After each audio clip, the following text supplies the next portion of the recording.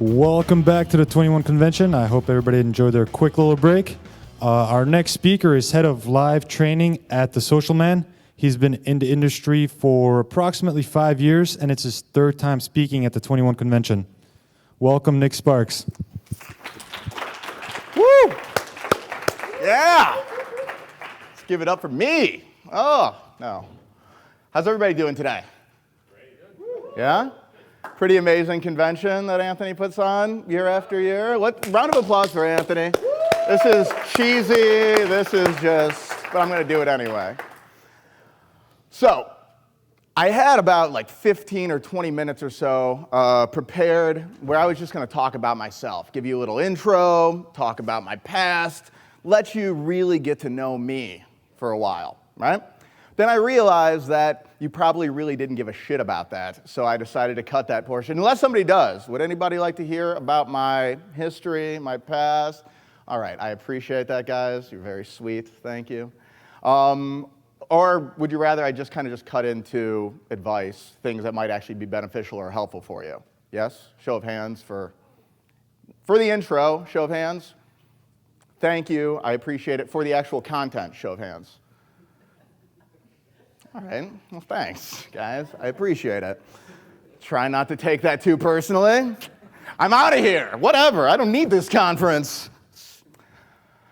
Okay, so what I wanted to talk to you guys about today, aside from myself, is approaching women. That's it. Other times I've been all over the place. Today I just want to talk about this one thing in particular right here. And why am I going to do that? This is a good question. You might say, why wouldn't you want to talk about that? But this is a good question. Why am I going to spend my time up here talking about approaching? It's not necessary. You don't need it. It's completely superfluous to you finding a mate, to you dating, to you having happy, successful lives when it comes to women, when it comes to everything. Don't need approaching. What? It's true. Don't need it whatsoever. The vast majority of people, think about it. Think about all of the people you know in your life right now. Friends, family, acquaintances. How many of these people actually, on a regular, consistent basis, are stepping outside of their personal bubble of friends and just walking up and talking to random strangers? Not only just talking to random strangers, but getting positive, jovial reactions. Not only getting these positive, jovial reactions, but with the women, getting attraction within 5 to 10 to 20 minutes and getting phone numbers and going further. How many people do you know that actually do that? You can probably count them on one hand. 2 if you know a lot of people, but that's really stretching it even then. My point being is that this whole being this social superman, this whole going out and talking to anyone and lighting people up, it's a rarity in our society, in our world. A lot of people, most people, the vast majority of people don't possess this ability.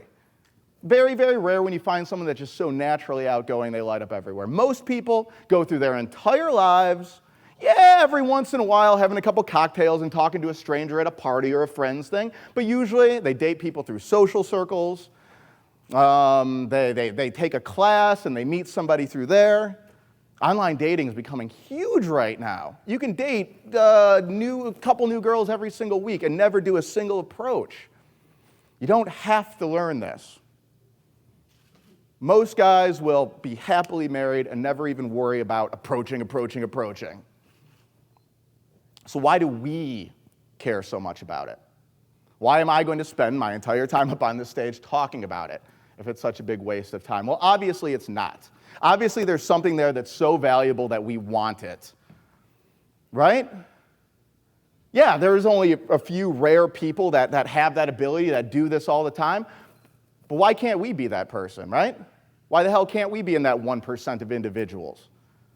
Certainly a noble goal to try to live up to. Why not? It's a good question.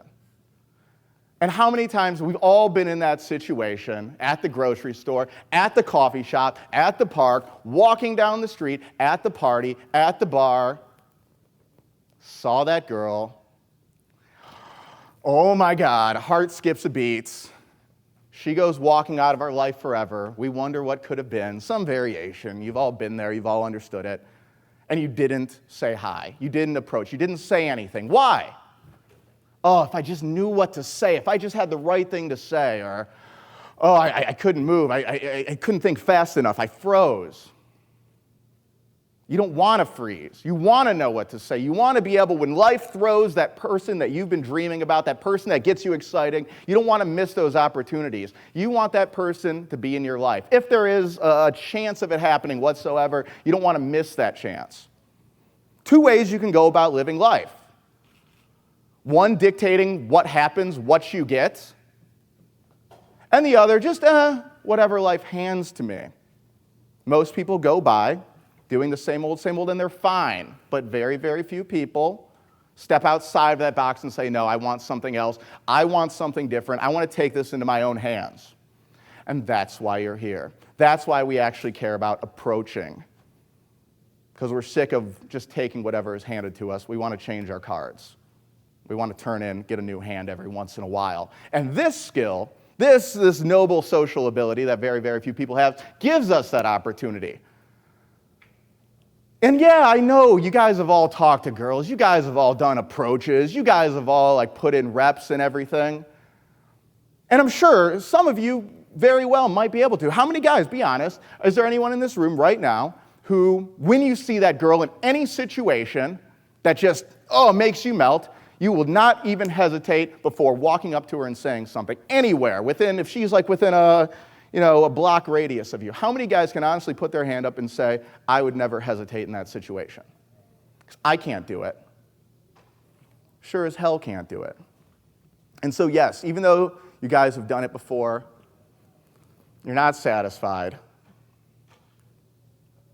Very, very few of you are satisfied. How do I know this? Because I've been coaching guys for 5 years. And if there's one thing I hear more than anything else, yes, I help guys have better conversations with girls. Yes, I help guys get more sexual and escalate things, of course. But if there's one thing I hear more than anything else, is I want more opportunities, and I'm sick and tired of letting those opportunities pass me by. The one thing I hear more than anyone else, it's still the biggest thing, that for whatever reason, doing this for how many years, people are just not satisfied. That's why I'm talking about this today. So what gives me the right to talk about it? Why should I even be the one to speak to you about it? Well, our coaching programs at the Social Man, this isn't a plug, I swear I didn't mean it to be this way, but our coaching programs at the Social Man, they're not perfect. We're working on improving them every single day. But one thing that we do nail is there's not a single guy that walks through our program who spends a weekend with us that has any problem approaching like a machine afterwards. Some guys' conversation we still need to brush up with. Some guys, flirtation, escalation still needs a little bit of work. But if there's one thing I can always guarantee is you will not walk away from that weekend having any problem approaching whatsoever. Bold guarantee. How can I make something like that? Good question. The reason why guys walk out of our programs without having any problem in this area whatsoever is because after one of our programs, the guy is no longer making the two big mistakes that the vast majority of men make who are struggling with this stuff when it comes to approaching women. The vast majority of people make it. If you're still struggling with consistency, you're making at least one of these two mistakes. Maybe not all the time, but enough of the time that your consistency isn't where you want it to be. And that's what I'm going to be sharing with you right now, what those two are. And let me make it clear. After listening to me speak, you're not going to just, I'm not doing some magic stuff to rewire your brain chemistry as I'm talking to you. You're not going to be able to walk out of here and not, have your whole feelings about approaching change. I wish I could do that. I can't. You're going to be able to understand what I'm talking about from an intellectual standpoint. It's very simple. I promise it won't go over anyone's head. And it's probably stuff you've thought of before. It's probably stuff you've heard before. It's probably stuff you were already doing when you were on, and you didn't even think about it, and you were having a great time and talking to everyone. So this won't be any big secret. And it probably won't be anything that 99% of you haven't done, but the problem is in some situations you revert back, you make these mistakes, and when it counts most, in front of the people you care most about, in front of the women you're most attracted to, you fall. Consistency sucks, and that's why you actually care about what I'm going to be saying next.